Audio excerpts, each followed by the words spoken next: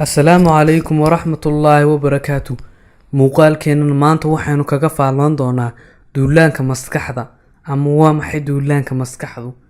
wadamada reer galbeedku intii ay haysteen caalamka islaamka iyo intii ka dambeysay waxay isticmaaleen habab kala duwan oo ay ku raadeeyaan fikirka dunida islaamka si ay galaangal iyo saameyn ugu yeeshaan mustaqbalka oo ay danahooda uga fashadaan dhaqankooda diintooda uga fuufayaan. habka ugu khatarsan ee ay isticmaaleen wadamadii wax guumeystay wuxuu yahay duulaanka dhinaca maskaxda iyo saameynta fikirka dadka.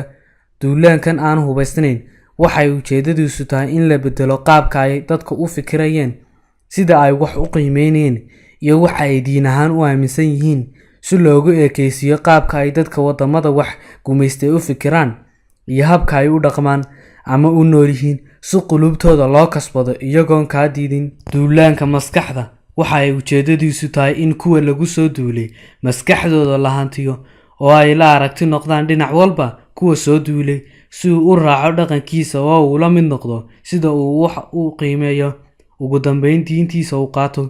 duulaankani wuxuu caalamka islaamka u adeegsaday habab kala gedisan oo wax lagaga bedelo habka ay u fikiraan, u nool yihiin, waxna u qiimeeyaan.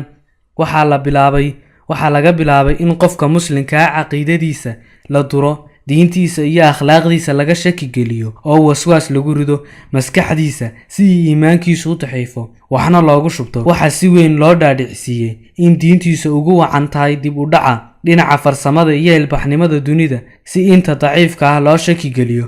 waxaa dacaayadda rakhiiska ah lagu furay dhammaan mabaadi'da islaamka iyo meelaha laga qaato qur-aanka iyo sunnaha rasuulka suuban. waxaa tacaddi lagu sheegay xuduudda shareecadu u dejisay dunuubta qaarkeed si looga tago xuduudahaasina khamriga iyo qisaasta guud ahaan.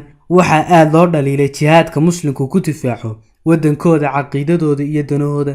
waxyaalo fiican oo xaqiiqo ah u rogaaya weji aanay lahayn oo foolxun, kana bixinaya sawir foolxun si dadka aaminsani uga tagaan kuwa aan soo gelin aanay ugu dhiiran.